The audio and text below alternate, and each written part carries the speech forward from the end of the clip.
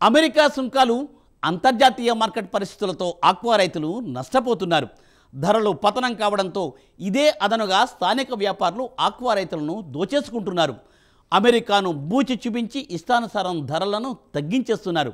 ఇదే పరిస్థితులు కొనసాగితే పూర్తిగా నష్టపోతామని ఆక్వా రైతులు ఆవేదన వ్యక్తం చేస్తున్నారు.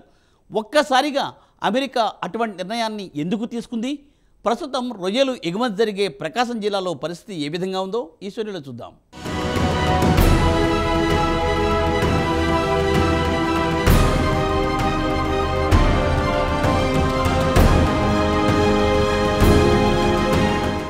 ఆంధ్రప్రదేశ్ రాష్ట్రంలో ఉమ్మడి గోదావరి, కృష్ణా జిల్లాల తర్వాత అత్యధికంగా రైతులు రొయ్యలు సాగు చేస్తూ ఆక్వా రంగం మీద ఆధారపడిన జిల్లా ప్రకాశం.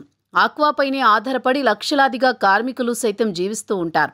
ఆంధ్రప్రదేశ్ నుంచి భారతదేశం సరిహద్దులు దాటి దేశ విదేశాలకు సైతం రొయ్యలు ప్రతినిత్యం ఎగుమతి జరుగుతూనే ఉంటుంది. అయితే ప్రస్తుతం ట్యాక్స్ రూపంలో వారికి పెద్ద సమస్య ఎదురైందని ఆవేదన వ్యక్తం చేస్తున్నారు.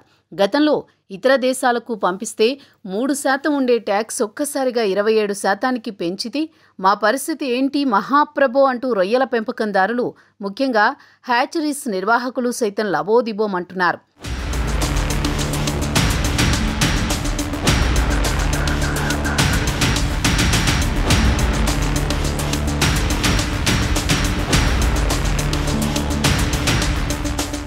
ప్రకాశం జిల్లా తీర ప్రాంతం కావడంతో సముద్రపు ఆటుపోట్లతో కాలువల్లో ఉప్పునీటి లభ్యత పుష్కలంగా ఉంటుంది. దీంతో తీర ప్రాంతంలో పెద్ద ఎత్తున ఆక్వా సాగు చేస్తూ ఉంటారు. ఏటా 2 సీజన్లలో పంట దిగుబడి వస్తుంది. కొత్తపట్నం, ఒంగోలు, టంగుటూరు, సింగరాయకొండ మండలాల్లో అధికంగా రొయ్య సాగు చేస్తూ ఉంటారు. అయితే అమెరికా సుంకాల ప్రభావంతో ఆక్వా రైతు ఒక్కసారిగా కుదేలయ్యాడు. భారీగా ధరలు పతనమయ్యాయి. లక్షలాది రూపాయలు పెట్టుబడి పెట్టి తీరా పంట చేతికొచ్చే సమయంలో సుంకాలు పెంచడంతో కనీస మద్దతు ధర దక్కడం లేదని రైతులు వాపోతున్నారు. ఇక్కడ ఉత్పత్తి అయ్యే రొయ్యలు 90% విదేశాలకు ఎగుమతి అవుతుంది. అందులోనూ అమెరికాకు వెళ్లేసరికే అధికం. దీని ద్వారా ప్రభుత్వానికి 3,000 కోట్ల రూపాయల విదేశీ మారక ద్రవ్యం లభిస్తోంది.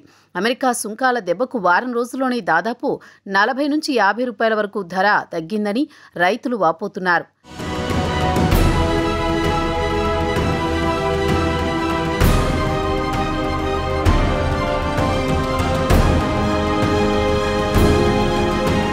చెరువుల్లో వేసిన చేపపిల్ల 100 కౌంట్ వచ్చే వరకు అయ్యే ఖర్చే దాదాపు 240 రూపాయలు అవుతోందని, ఇప్పుడు అమ్మితే 210 రూపాయలే వస్తోందని రైతులు చెబుతున్నారు. కనీసం పెట్టుబడులు కూడా రావడం లేదన్నారు. ప్రభుత్వం జోక్యం చేసుకుని మద్దతు ధర కల్పించాలని ఆక్వా రైతులు కోరుతున్నారు. వ్యాపారుల సిండికేట్ను అరికట్టాలని విజ్ఞప్తి చేస్తున్నారు.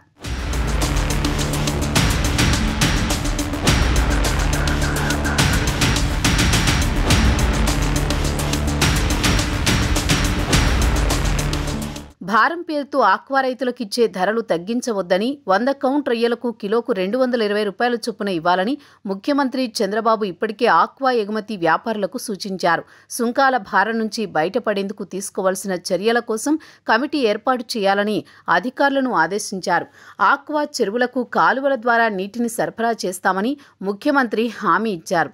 రాష్ట్ర ప్రభుత్వం చొరవతో ఆక్వా రైతులకు ఉపశమనం లభిస్తోంది. ప్రత్యామ్నాయ మార్గాలు అన్వేషిస్తే ఆక్వా రైతుల సమస్యకు శాశ్వత పరిష్కారం లభించే అవకాశం కనిపిస్తోంది.